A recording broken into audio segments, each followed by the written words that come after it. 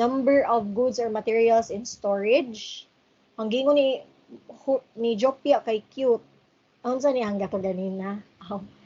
So number of goods or materials in storage.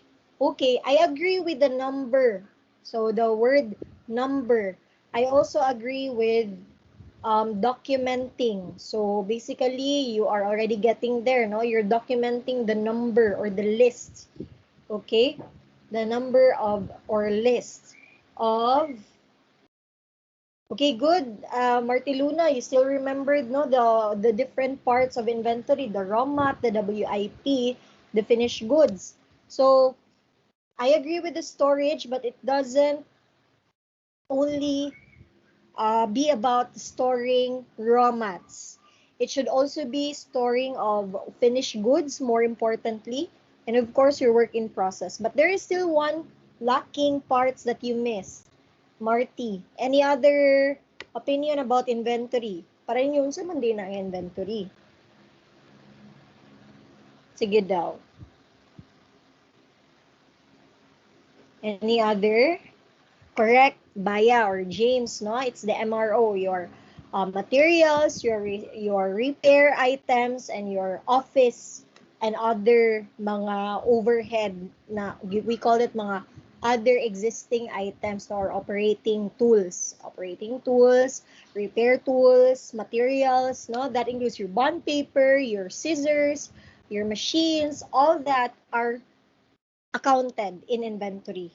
Okay? So according to Frances, it's the tracking of goods and materials, calculate, and the scheduling as well. So more likely your statement, Frances, is more on already the purpose of having inventory. So we will be juggling that all in one definition. So basically, inventory is a list of items within the company for documentation for the purpose of listing down, no, the items for, of course, profit computation, for tracking, especially if monitoring on our day-to-day performance, no, and at the same time accountability on the materials present inside the company.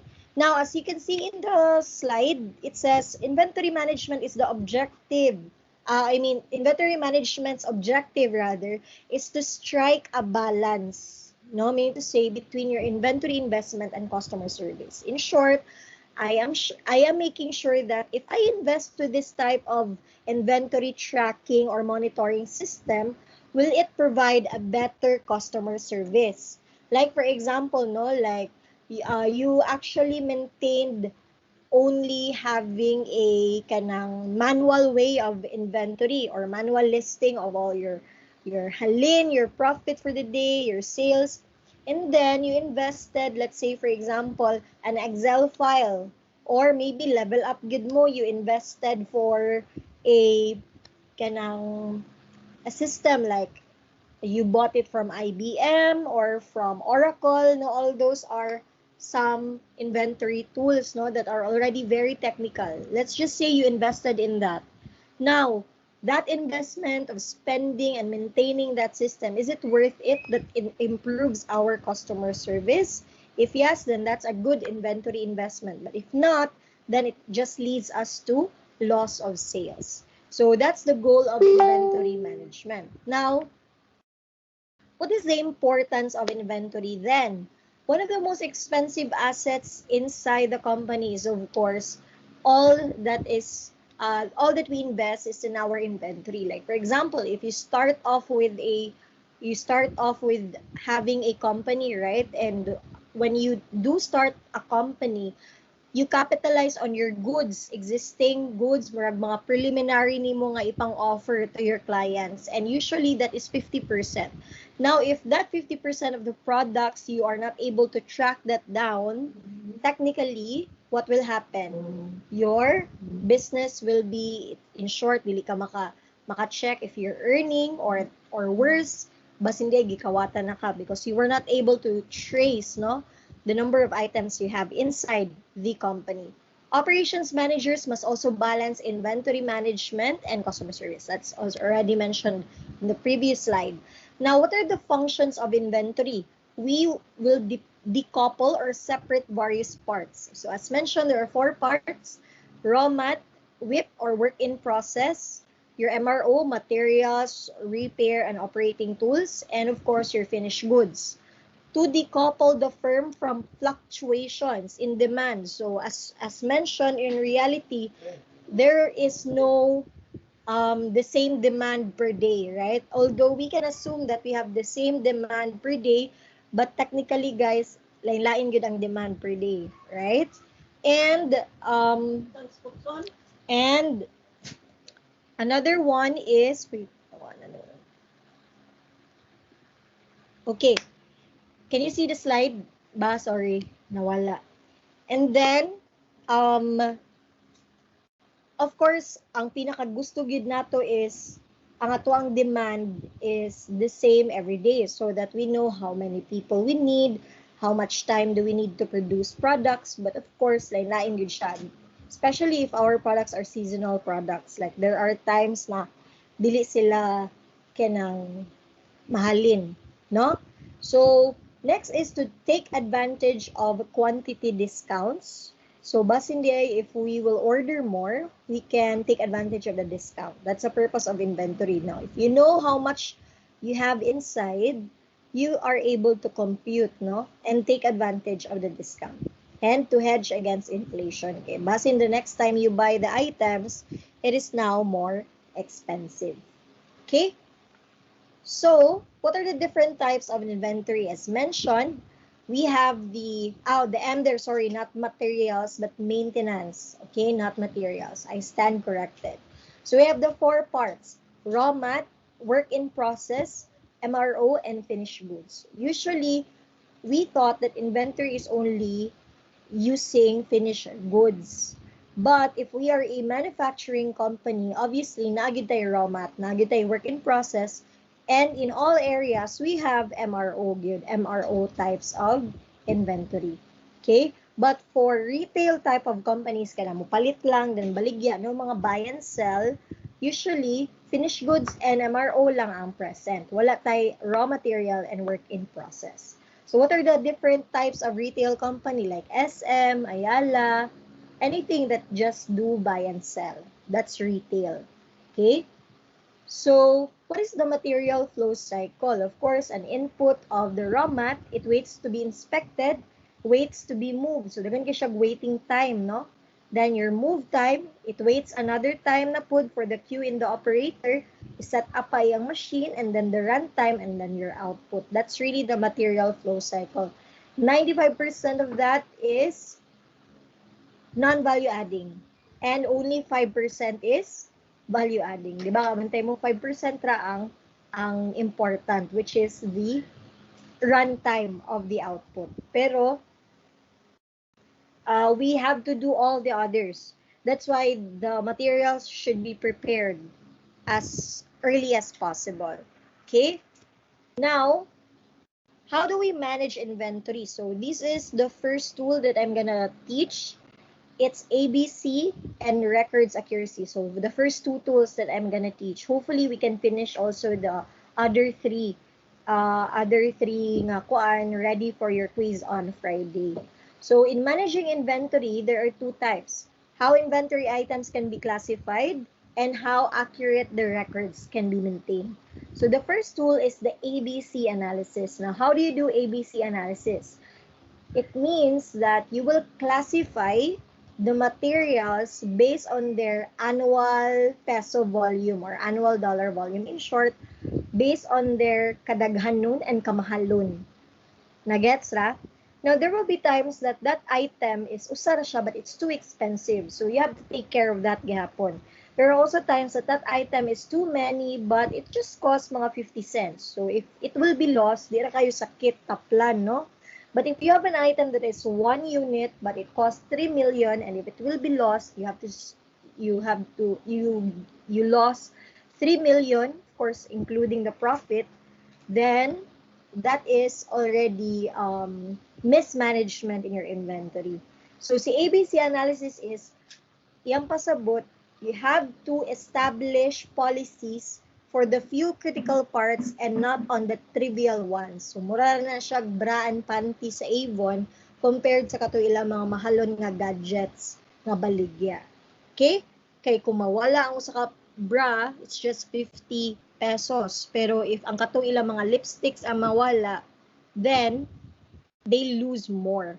So that's ABC analysis. But of course, dili pud ta magpakampante, no? Kay what if we are actually, if we compute all the small items lost, it still leads to a bigger profit. So a small hole can still sink a big ship.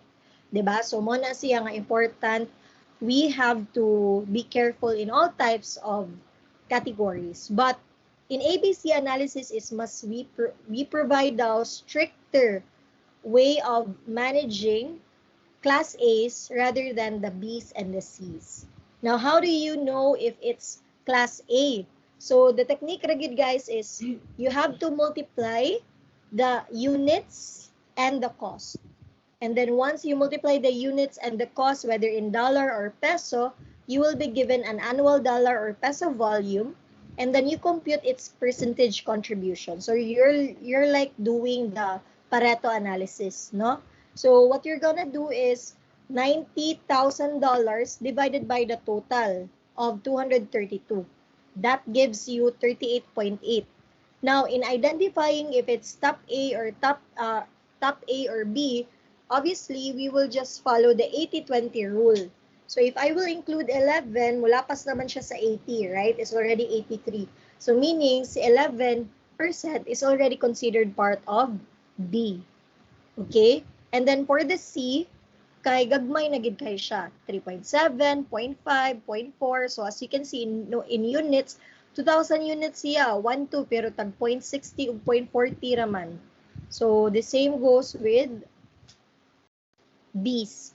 So, as to identifying pila man di ay ang ako i-allocate for letter B, diha kay bali kuan na siya, no? Decision na lang na siya nimo. Basta ang first 80% mao gyud imong i-consider as your class A products. Then for class B, we cannot say anymore na 20 sad siya or 30. Kaya as you also see the difference from 5.4 to 3.7, layo na sad siya. Or pwede gani the 3.7 is still part of the class B. No, so sa kanila nga presentation, class C na siya. So it still depends on you how you're going to consider that. But sa atua, inigtanaw sad nimo sa costing guys, 8.5, somehow pwede man siya ma-class B pasad, no? Okay, 8.5 and 12.5 is almost the same cost. Okay? Now, para asa man na siya, ma'am? That means ABC is done to provide emphasis on supplier development with A items, tighter physical inventory, and more care. Okay, if you will be mistaken in forecasting type A items, you will lose a lot. You will have a lot of opportunity losses. Plus, there is a tendency for theft. Okay, that product is expensive and it is many as well. Then, other criteria other than the annual peso or dollar volume, it could also be your anticipated engineering changes. So if that product leads to more time that it is changed based on its, let's say, engineering or technical part, that's still considered ABC, or sorry, type A. Or if it is hard to deliver the items, still considered as type A. Or there is issue with quality, it will still be considered a type A. Or it has a high unit cost, it's still considered a type A. As mentioned, even though it is only one, but it is very expensive, it's considered type A. Alright? So, if you understood the first topic and no questions, kindly type in the chat box, type, ABC analysis, before we proceed to the next. So, we will be discussing 3 tools for today. Yes. Basta to na rule, 80-20 rule. Yes. The same with Pareto analysis. Okay, thank you. So mo tong first 80%, we give that as type A. After we compute the contribution, no? Percent contribution.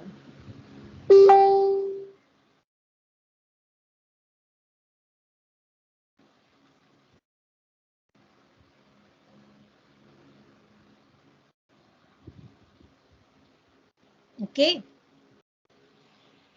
So everyone understood. Let's proceed. Nansa naman niya ako. Tingog mo ka naman. All right. Next, let us proceed to the next lesson, which is record accuracy. So for record accuracy, records are a critical ingredient in production and inventory. Okay, again, if we are not able to accurately record or document our items, there are chances that these items will be lost and you will not be able to notice it because you have no records in it or you have not monitored these items. It allows also organization to focus on what is needed, necessary to make precise decisions about your ordering, your scheduling, your shipping, incoming and outgoing record keeping must be accurate, and stock rooms should be secure. So how do we make sure that our records are accurate? That is through cycle counting. Now, if you will be assigned to inventory in the future as an IE in the inventory or an inventory manager, usually you will be able to encounter a lot of cycle counting. Now, para asa man sa cycle counting? Items are counted and records are updated on a periodic basis. Meaning to say, it's not updated at the end of the year, at the end of the month, at the end of semi-annual, but it is recorded in a periodic basis. And usually, periodic basis there means every day. Right? Now, why? What's the advantage of counting items every day? Number one, it eliminates shutdowns and interruptions um,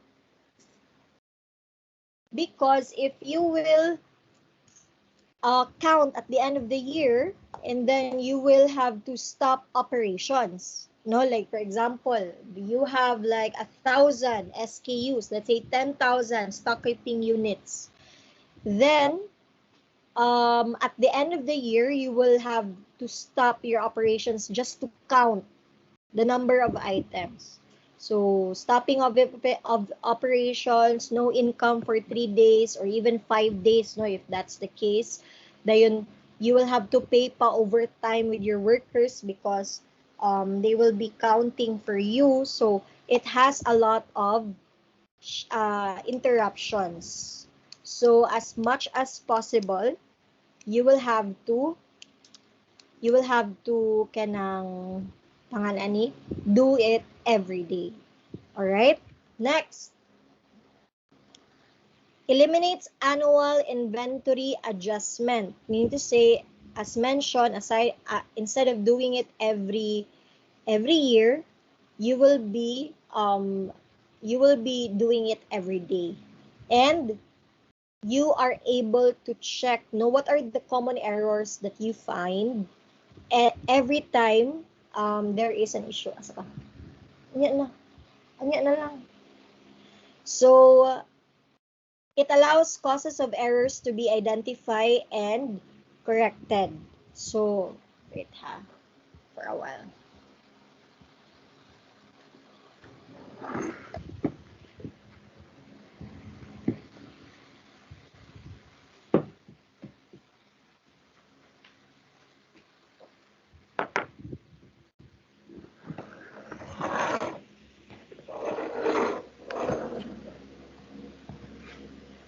Hindi pa.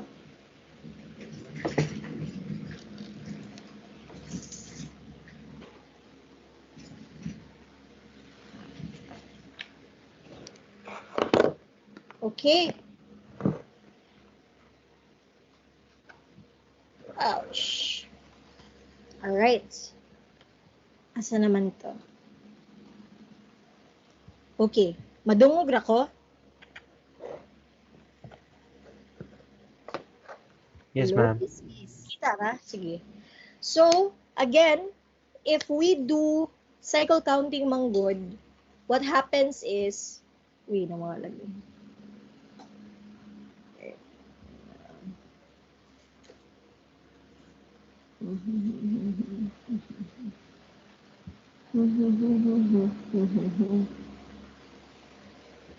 Okay, if we do cycle counting manggod instead of doing it in a year basis counting, it allows us to always check what could be the common errors every time there is how do we call that, like your records is record inaccuracy. Like for example, no, in your record it says there your your items or your number of items kay 100, and in your actual it's only 10.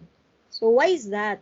Okay, with cycle counting you will be able to check, no, what are the common errors that you encounter every day done by your workers. So when we had cycle counting before, because I was assigned to a warehouse and we do everyday cycle counting, we really assign 5 to 10 people that do the cycle counting every day. And most of the common errors, I let them list down man what are the inaccuracies and what are the reasons why there is inaccuracy. So usually it is because they actually count it by box and not by piece. Nagets ra? Like for example, in your record, it says there 100 pieces.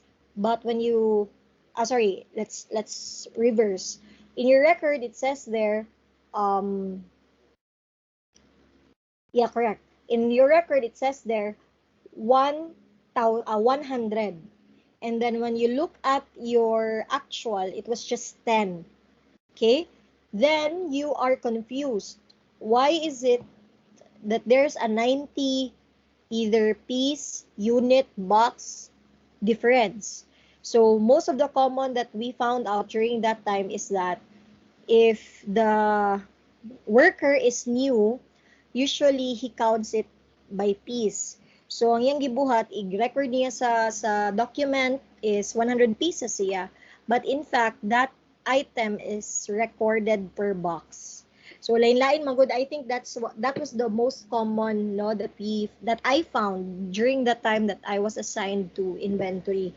The new workers don't know what unit of measure he or she is going to use for those types of items. Kaya you know that Metro Gaisano is a vast, it sells a lot of products, 'di ba? Na products nga gibay box, na mga products nga gibay piece. So you have to create a standard for them. So what I did as a team leader that time is that I created a list, and then I provided them na kani nga SKU box gyud iyang measure, kani nga SKU piece gyud ni iyang measure, so that inig ka annual inventory. Sa una, we do an annual inventory for like 10 days. Imagine 10 days that you will stop operations, because if you will continue operations, ma-defeat ang purpose of counting, no? But with the cycle count, ang 10 days counting kay 2 days na lang siya. So at least gamay na lang ang stoppage. Right? Mo na ang mga common errors. Another common error is that misplacement of items. Like they say na it is kung ano, they say that that item is placed in this track or in this area, but actually what happened is dili giday siya kanang didto ibutang dapat. So there's a specific location. We call that in warehouse as a zoning also. So I let the inventory personnel really solve, no, the problem, because they're the ones who are doing it every day. In short, they're the process owners. So I let them find the cause of error, and then after that I tally the number of times. No, that's your job as an IE. I tally the number of times that it occurs para I will prioritize the first two problems based on 80-20 rule, the first two problems that I will solve because it has been repeating all the time. So inana ang job nato as an IE. No, we use whatever values we get, whatever reasons we find in the day-to-day operations, and then we provide solutions for the problems found. Okay? Then in that case, it already maintains accurate inventory records because somehow the client is happy whenever the accuracy record is 90% and above as part of our KPI. So, moment to among key process indicator that we will have 90% accurate records. Okay? Imagine these items are for sale. That's their core business, no, to sell these items. And if they're losing their products, then it's our fault, diba? It's our fault as the warehouse management system. So that's our job as an IE. Okay. Next, how do we do cycle counting then? So if we know already the purpose of doing cycle counting, this is how we do it. For example, you have 500A items, so class A items, 1750B items, 2750C items. As you notice, mas dagan man si 2750 ma'am, but it's considered C. Again, the way to categorize using ABC analysis is based on its annual dollar volume or peso volume, meaning you multiplied the number of units to its count. Okay? So overall, there are 5,000 items. Now, the policy is to count A items every 20 working days. Every month, gid siya because, again, these are Class A items. For Class B items, you will just gonna count them every quarter or 60 days because, of course, you still have, supposed to be 30 days, supposed to be quarter is 3 months. But of course, you have days na you don't have work. So that's why every 60 days siya. And then C items every 6 months or 120 days. Now, how to do cycle counting? It's very easy. You just have to get the quantity per category divided by the number of working days. And then after that, ikuha na nimo sa answer. That means every class A, you will count 25 SKUs per day. For class B, you will just be counting 29 SKUs per day. And for letter C, you will be counting 23 SKUs or units per day. Overall, every day, your inventory personnel should be able to count 77 items. Para at the end of the annual year, you are able to maintain your policy of counting A items every month, B items every quarter, and C items every 6 months. Is that understood? Question so far?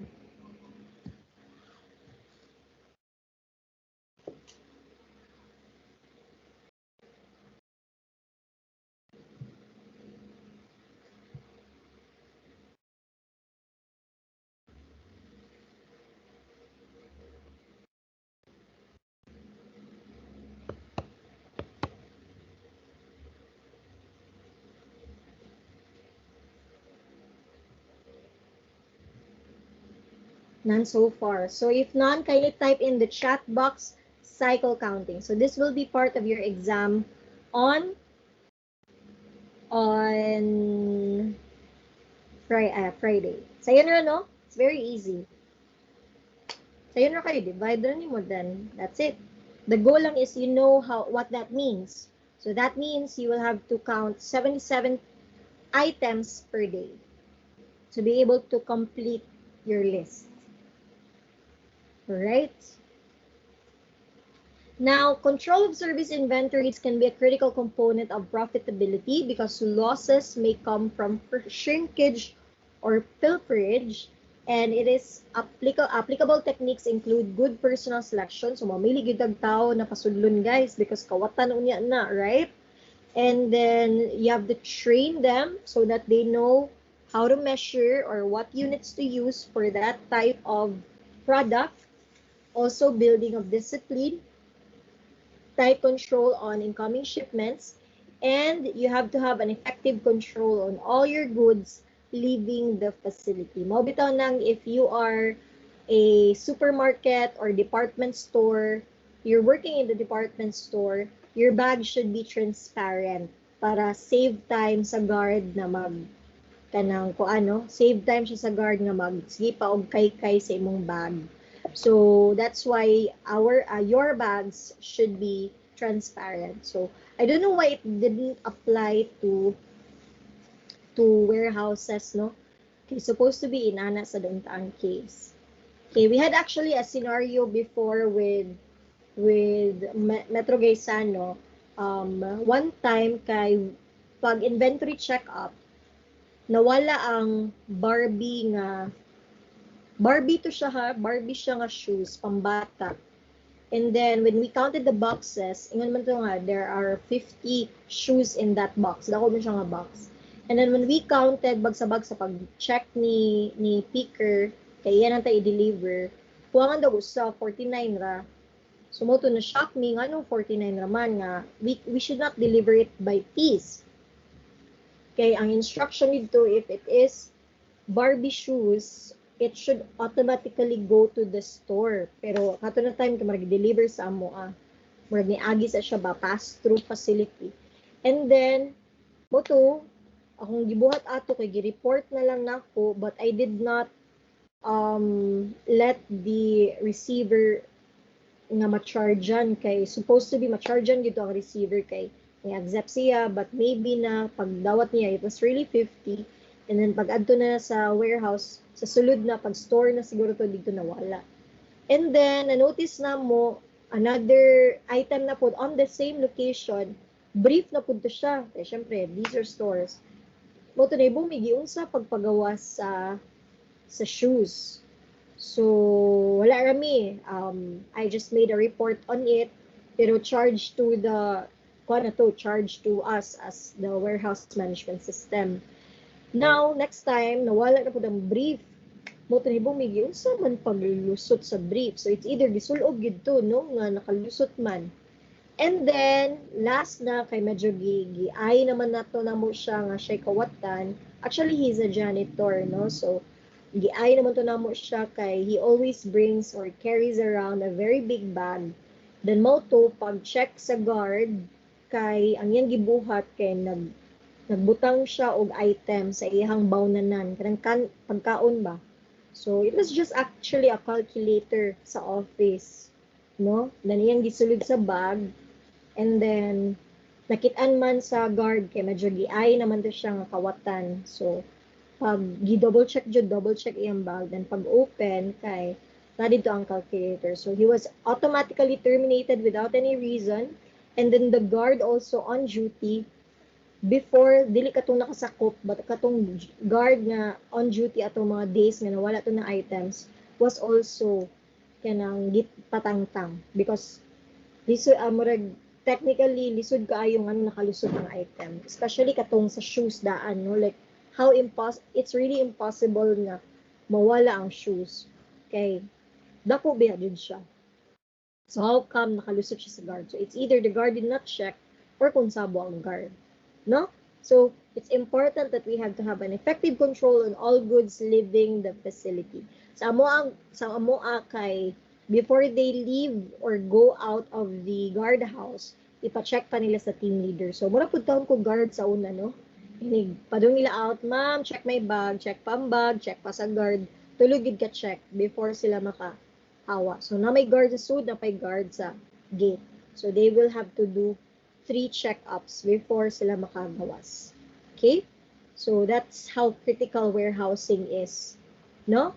Now, I'm sure you remember this one in our engineering management discussion, or hopefully it was discussed by your engineering management teachers, the difference between dependent and independent demand. Because sa katong atong gi-discuss before, we are only up to EOQ, right? But here, guys, we will discuss POQ and QDM, or Quality Discount Model. POQ is Production Order Quantity Model. And we should know what type of inventory we're gonna use. Are we gonna use for independent or for dependent? So for this week, we will only be tackling independent types of demand. Meaning to say, we check the inventory based on its independency. Kaya if it's a dependent demand, it has a different tool to be used. Right? So let's go forward or discuss independent demand. So obviously, we know this one. I already discussed this last before. When say independent, it is a demand that is sold on its own. So whether wala siya kauban, it can sell on its own, like a laptop, an iPad, a phone, okay? But it becomes a dependent demand if it already follows the independent. So for example, let's say you buy a mouse if you have a laptop. Di ka mo palit og mouse if wala kay laptop, right? You buy an iPad case, an iPhone case if you have that casing. No? Sorry, if you have that phone. Same goes with if you're asked to buy nails, number of pieces of nails depends on the number of chairs you're going to make. Or the number of wood that you will buy depends on the number of tables you're going to produce as well. So that's dependent and independent demand. So again, the three tools that we're going to discuss is only applicable for independent demand. Now, these are the three costs, all right, that you will have to get to know for the rest of the semester. We have the holding or the carrying cost, meaning the cost of holding the product. So if you hold that item, it is not yet sold, it takes up some space, then that is its cost. Ordering cost, it's either you do it via delivery or you place an order or you go to grocery and you spend money in delivering. That's an ordering cost. Setup cost is the cost of setting up a machine when in fact you could have used that time to produce the product. But tungod you did do a lot of setups, it loses the time, no, that should have been used for manufacturing. So that's the three types of cost. Now, as you notice, so these are the three models we're going to discuss today. Hopefully we can finish. I have only 1 hour left. So these are the three. We have the basic order quantity model, the production order quantity model, and the quantity discount model. So overview, just to recap, you only use, again if you will use inventory in your feasibility studies, guys, so some of you are already on PFS. If you're a manufacturing company and you are doing you are doing EOQ, no, for your production, para kay bawo mo kano sa mo mag-store, mag-replenish, you have to provide all these assumptions in your list of assumptions sa paper, right? First, dapat the demand is known, constant, and independent. Kahibaw ka, constant siya, meaning kung 10 yesterday, 10 sad karon, 10 tomorrow. But of course, that's not realistic, right? But we have to assume that. Because if we will not assume that, we are not able to, if dili magud nato siya i-assume, mahug siya na this tool is not effective. Okay? And it should be independent. Again, this tool is only applicable if independent. Lead time also is known. You know that if you will you need to deliver it 3 weeks because it arrives in 3 weeks. Constant. Next 3 weeks, 3 weeks again, 3 weeks again. Then the receipt of inventory is instantaneous and complete. So we're not assuming that the inventory is putol-putol and incomplete. It should be continuous. And the quantity discounts are not possible yet because we have a different model for that. That's quantity discount model. And only variable cost. When you say variable cost, remember your math. When you say variable, mag-agad, right? It's not fixed. It depends. So, ang imong variable cost is si set up of si holding. Why? Because set up is based on the number of times you ordered. Si holding is the number of units nga imong gi-store. Agree? And then, stockouts can be completely avoided because, di ba, we assume that the receipt of inventory is instantaneous and complete. Way langay-langay. Okay? So, remembering this graph, Q over 2 is pasabot ana, it's your average inventory on hand or your maximum inventory level. So meaning to say that is, di ba, usually if tinamban method lang, if 50% is left inside the company, we tend to replenish already or reorder. So mo na purpose ni inventory usage, ni average inventory on hand. Then, our goal is to find this one, no, this connection. The optimal order quantity is actually the line between the setup or holding cost and the ordering cost, because the holding cost increases if there is more units, while the setup cost decreases if there are more units. Kausahon naman na siya, bulto naman na ang pagpalit. So ang goal is asa mo meet halfway ang duha, where they are equal. So in this point siya, equal silang duha. So that's the goal of getting or using EOQ. Alright?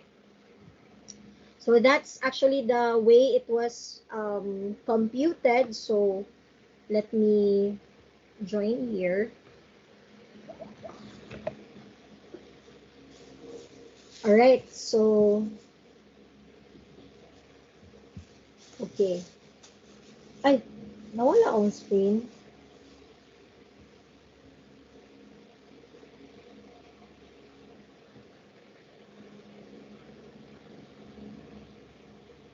Can you see the screen, guys? Okay.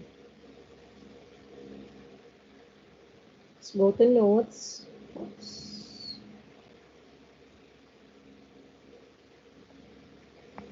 So again, basic EOQ model.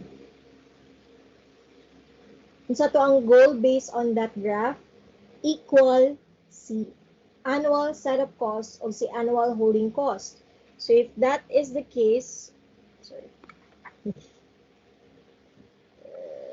Okay.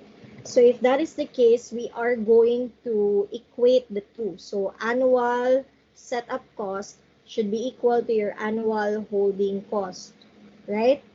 So we know that the computation of annual setup is your annual demand over the number of items you will order. Okay, for example, if there are 10,000, then the number of items na you order is 100, you will order 10 times, right?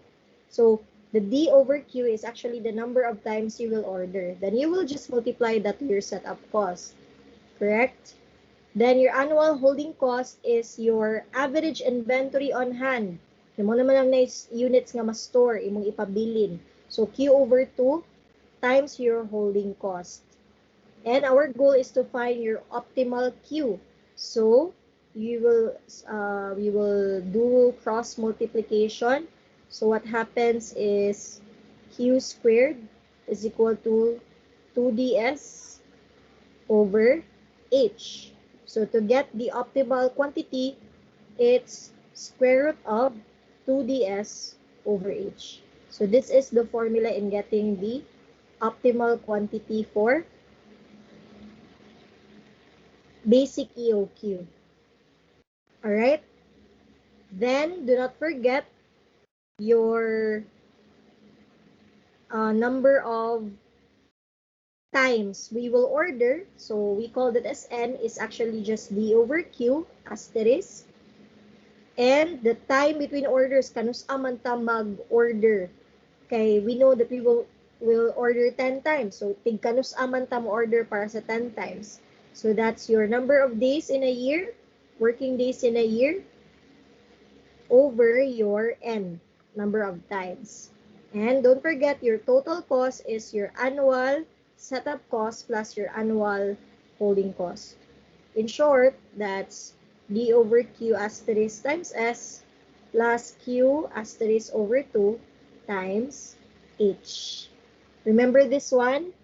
Now we did this in the engineering management, so you already know about this one. Okay. Next is, let's go back to the Alexatas.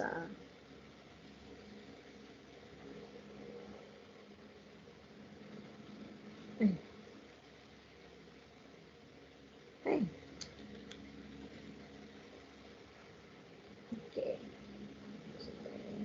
Okay.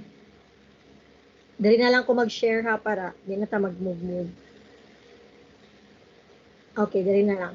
Sige. So next. Next now is the POQ. So, di na ako maghatag example sa inyo kayo na. It's really just substitution, right? That's what we did also with this is what we did also during the engineering management. So, unsa yung na-notice, you will just have to substitute. So, 2 times 1,000 times set up of $10, that's per order, over EH, which is per unit per year. By the way, let us specify also that one. Please take note that, okay, Q asterisk is your optimal order quantity, meaning mo ni pinaka-optimal nga ma-equal si holding and si setup. And the unit for that is your units per order. Mo na yung unit. Okay? So, ako lang siyang gi-summary, no? Next is your D is actually your annual demand. Meaning, ang iyang units kay units per year. Correct? Annual demand man siya. Next, your H is your holding cost. Annual holding cost actually. Okay? So, imong holding cost or carrying cost, ang unit ana niya is per unit per year. Okay? So, muna iyahang unit. Then, we have the setup cost, annual setup cost or your ordering cost. Okay, somehow i-interchange ay yung names.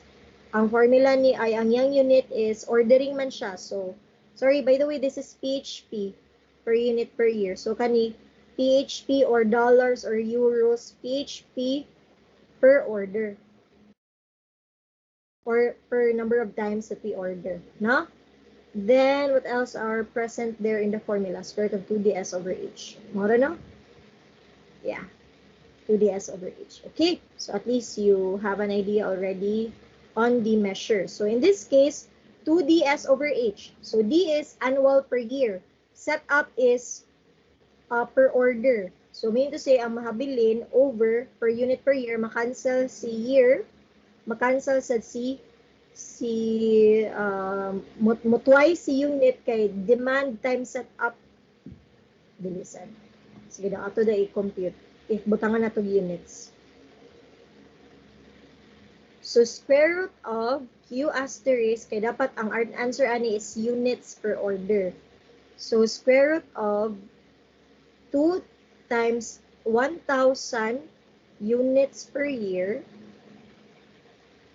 Setup is, pila to ang setup? $10 per order.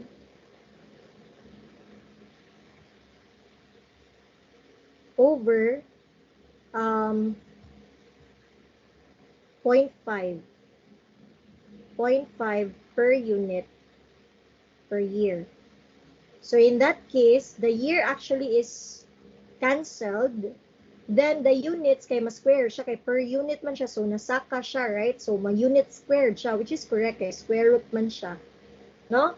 And then 10 orders. So 2 times 1,000 times 10 over 0.5, that gives us 200 more to answer. 200 units. So your answer is 200 units per order.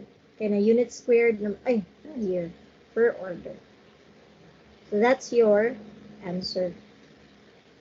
Okay, but of course, I don't require you to really be mindful of the measure. Ang important is at the end, in-compute ninyo, correct ang inyong unit of measure use. And then, for your N, that's D over Q asterisk, right? So that's 1,000 units per year over 200 units per order. So, unsay nahitabo? Cancel si units, right? So, your answer now is 5 orders per unit. Kaya saka man si units, manaog si year. orders per year. Nakuha ra guys? Wala ray question so far. Ay, sorry. Okay na, wala ray question so far. None so far, miss. Okay. Next, time between orders. So let's assume that there are 250 days per year. Divide na to sa n, which is 5 orders per year. O cancel po si year. So what happens is you will have to order 50 days in between. So 50 days between orders. So just to suffice no why that is the so 50 days between orders. So mean to say I will order 5 times, tig to 200, 50 days between orders. Okay? Next, of course, don't forget your total cost. Your total cost is annual setup cost plus annual holding cost. So that's D over Q asterisk times S plus Q asterisk over 2 times H. So that's 1,000 over 200 times, pila to guys? 50 ba to? 10 times 10 plus 200 over 2 times 0.5. So how much is the answer for the total cost? Based sa kani, ang nag-compute, no? Kaya para makaproceed ta sa next. It's actually $50 and $50. Now, ngano ginana man na siya, ma'am? Ngano equal sila, ma'am? Again, right? The goal is to equate the setup and the holding so that it will be the least cost. So 50 plus 50, therefore, your answer should be $100 tanan. Which is, mo ni pinakabarato nga total cost. So, ang goal yun nato is tig to 200 units so yun nato i-order. That's our optimal order quantity. Para makakuha ra tag inhaning cost. So, okay ra so far as a review. Nag-review ra ta ha because you know this already in kuan. Okay ra so far? Yes? If yes, Miss. kindly type in the chat box EOQ. Basic EOQ or EOQ.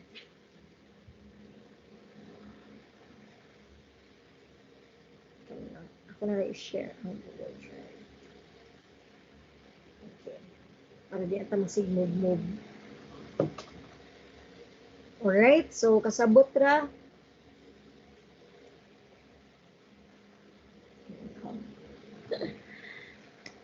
Okay.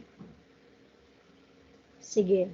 So, next is the robust model. So, unsa man ang robust model? Ang pasabot ni robust model is that iyang pasabot kay bisan pag mag-usab-usab daw ang demand, kailangan daw mo adjust ang inventory.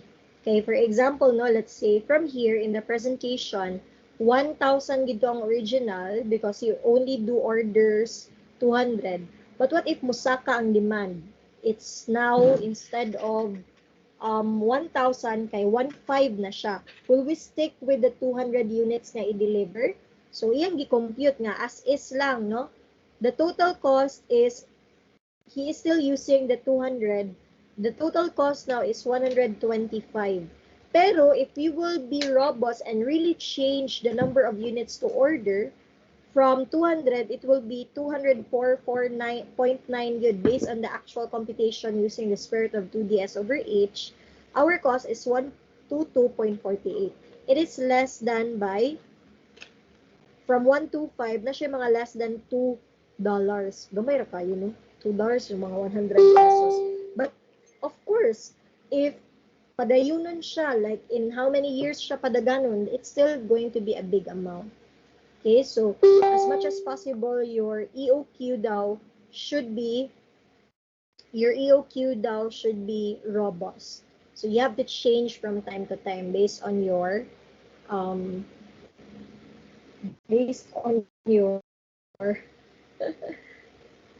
okay.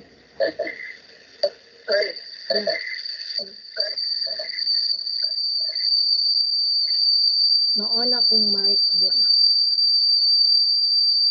Wala man na-on akong mic din. Ano man eh? Hindi, kasakit tudunggan. Hello? Sorry.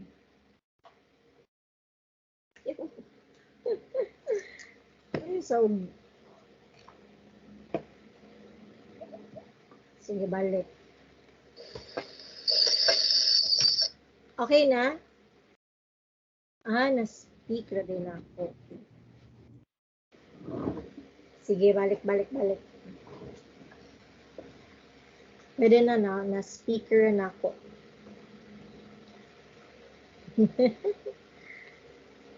Okay. Sige, balik ta. So, alright, let's also tackle about reordering points. Unsa man ang reordering points pod, ma'am? So, reordering points is basically the formula ROP. Uy, ano na siya? Si ROP is only, or reordering point is actually measured by your daily demand multiplied by the lead time. Assuming also that the lead time is constant. Daily demand, ato na nang i-compute from the annual demand. So, the annual demand over the number of working days per year, that's your daily demand. So, yung purpose ana niya. For example, let's say, ang daily demand mo sa items kay 100. And, ang imuhang lead time before maabot ang next order kay 1 week.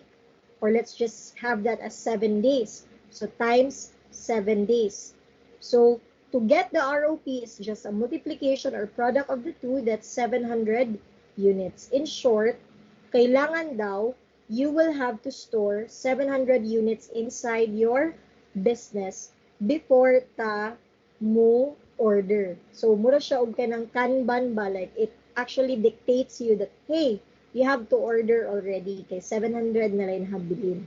So, ingon siya, reordering point answers more on how much rather than when. Kaya hindi on sa suga. Okay, for example, no, let's say, if ROP good, like the legit na ROP in terms of units, not, in terms of time, tanan ka, kaya saan ka ma-order balik din ka, every February or every end of the month, you don't answer it that way because of course demand is fluctuating. Okay, and of course lead time is also fluctuating, but somehow we are assuming that the demand is the same. So here, if moingon na si company nga, uy, 700 units na lang nahabilin for this product, you have to reorder already. So sa Oracle, guys, it's an inventory system actually, na-compute na daan ang ROP. So if moingon na daan ang system nga for ROP na siya, it automatically communicates to the warehouse, which is kami. So it automatically communicates to the warehouse, and then the company will automatically process that item for delivery to the customer. So, idana na siya kapaspas. No need to call, uy, kuwang na miya na. No need. Because the system already itself computes for the ROP. That's the advantage of having an inventory system. Alright? So, automatically computed na siya because it has a formula, demand times lead time. Okay? So, for example, let's say your annual demand is 8,000 iPods per year. So, you have 8,000 iPods or units per year. Then, your working days is 250 and your lead time is 3 working days also. Okay, per order. So, taga-order, 3 days per order. So, to compute for your ROP, that is just 8,000 divided by 250 times 3 days. Shortcut no na akong gibuhat, no. So, that's 32 units, meaning to say, every day, you sell 32 iPods. So, kailangan, if 96 na lang nahabilin, we have to order again para makasurvive pa ta for the next 3 days. Do you agree? Asabtan ra? So, that means, if there are already 96 units left, we have to order already para makasurvive pa ta for the next 3 days before our next orders arrive. Okay? So that's ROP. Questions? If none, kindly type in the chat box ROP.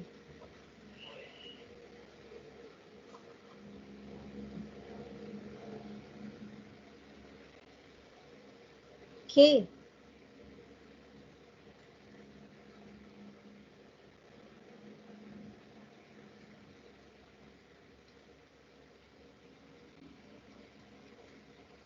Sige, next. Next na to is the the last two nga kanang topics we are going to discuss for today, because the others we will continue it next meeting. We have the POQ and the QDM. So, ang difference or gid niya, guys, kay si POQ, it's still an EOQ. Sorry. It's still an EOQ. Ala. But, ang difference lang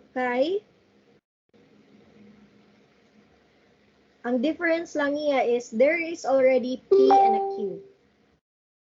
Okay. D over P. So, meaning to say, that's your demand and your production rate. So, while nagsige ka og compute sa iyahang count, there is all murag sagsige ka produce na apoy sigig palit. Nagets ra? While you are producing, there is also people who are buying your product. So, if inana ang inyong case, POQ is the best tool that you're going to use because it computes your demand rate and your production rate. Alright?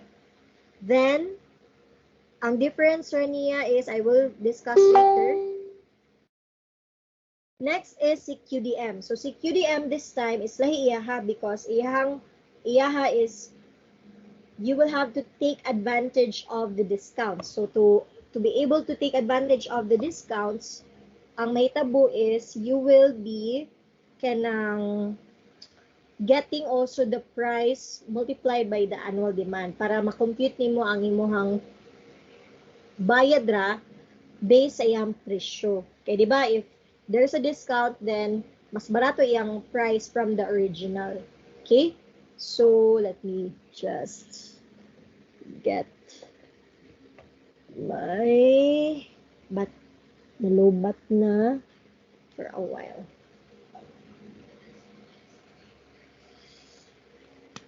Okay.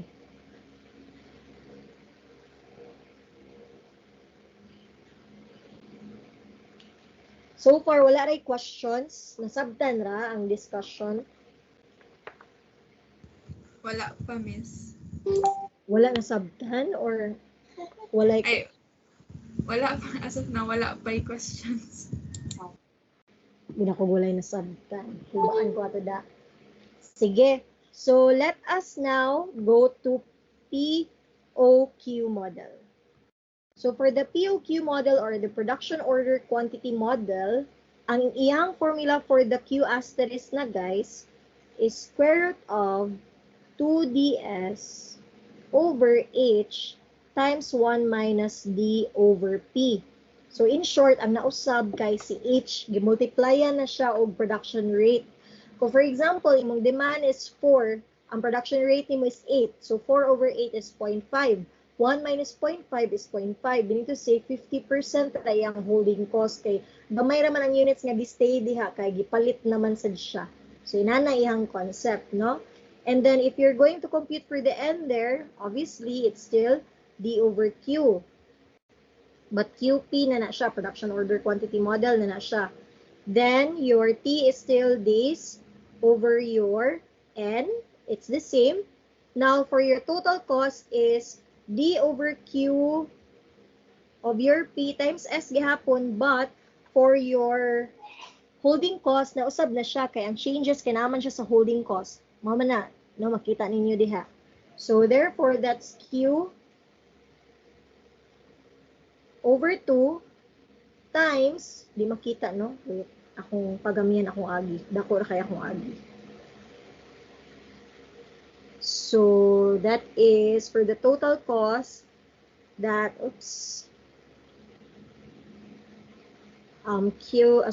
D over Q asterisk times S lang gihapon, but the Q here is already H times 1 minus D over P. Nagets ra? So, mo ra gid sad ang nausab. Si H ra, gibutangan ra siya 1 minus D over P. Example, still the same, 1,000 units, $10 ang cost. H is 0.50, but this time, you are producing 8 units per day, but the demand is also 4 units per day. So, let's compute for the Q asterisk P.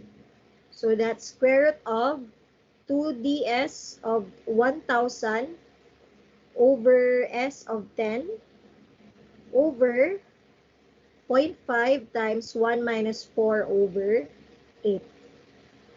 Ay, ano na eh? Inanara siya. Nagets ra? So the answer is 283 hub cups. So you have to always round it up, ha? Always round it up. Kay mas maayo nang sobra ang paliton kay sa kuwang. So kabantay mo 0.8 man sad siya. Obviously, you have to round it up. So 283 hub cups or units. Then compute for your N. So your N is D over Q. That's 1,000 over 283. Pila ni siya, guys? Can you compute this for me?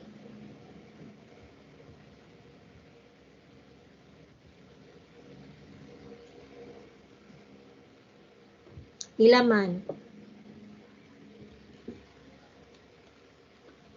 0.44, miss. Ha? 1,000? Ay. Basta na 3.54, miss. 3.53. Ay, hala. Oh, yes. Ay, 1,100 joules. 3.53. Now, akong question. Will you round that up or round that down? Number Round of up, times miss. ang order. Always yapon. So, Okay. So, always round up basta orders. Kaysa makuwang ang number of times i-order, no? Next, for the time between orders. So, 250 divided by 4. 50 ba gihapon? Dili, no? 60? O, pila man? 50 to 50. 62.5. Okay, question. Will you round that up or round that down?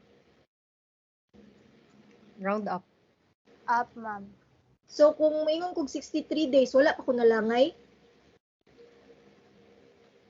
Nalangay na wa pa. Nalangay na, miss. Nalangay na. So, again, question, up or down? Down. Down. So, 62 days na lang.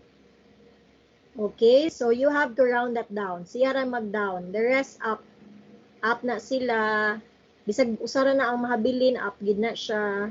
But si days kailangan naka-down kay malate. Lahi man gud og si days, no, lahi iyahang sitaw na status by term ano, or basta iyahang format. Okay, then your TC. So ups, let's compute for the total cost. So for the total cost, that's D over Q times S plus Q over 2 times H times 1 minus 4 over 8. Okay, pila man na, guys? O, man kita din.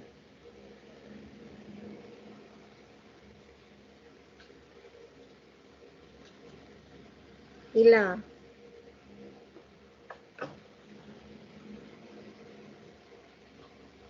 Ay, klase dyan.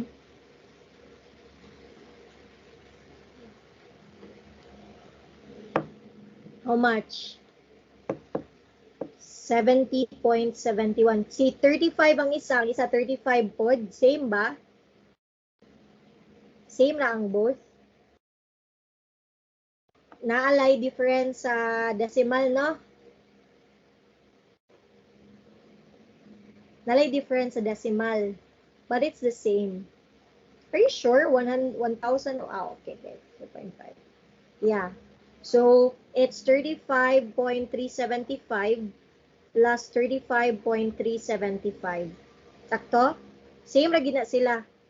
Ang difference ana siguro yung mga decimal. So it's $70.71. Okay? Questions? Sayon ra? Kung saan may nausab, kanira.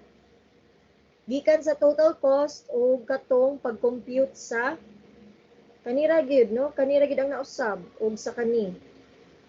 Sa yung tan-aon, miss. Sayon ra siya tanaw, no?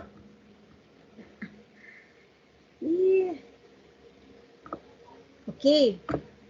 Next, arita sa medyo mas complicated gamay. Si QDM.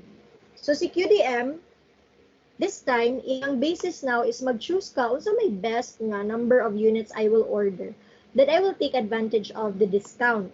So for example, you have this problem. By the way, to compute for a QDM, ako i-summarize later ha, di mag-all. To compute for the total cost of the QDM is your annual setup costs, X, plus annual holding cost, plus price times the demand. Okay? So, meaning to say, annual setup plus annual holding plus price times the demand. So, in that matter, mausab ra pod kay si holding gihapon. Now, unsa may noun na niya ana? Sige, wait. Before that, let's have an example here. Let's say the discount 102,999, walay discount. The price is $5. If you will buy 1,000 items up to 1,999 items, I will give you a 4% discount. Meaning to say, 4.8 na lang imuhang price. But if you will buy more, 2,000 and above, I will give you 5% discount. It's 4.75 na lang per unit. Now, if you are the inventory manager, how much units should you buy in order to take advantage of the discount? So to do that, you will have to compute each area. So you will have to kanino imo sa that the first step is you will have to compute for the Q asterisk per discount. So ako isuwat ha, 02999. Wala tayo labot ang 0, no? Dapat 1. Mo palit man jud kag usa. Na 1% discount. Price is 5. Ay nga nung na discount. Wala discount dyan. 0. No discount.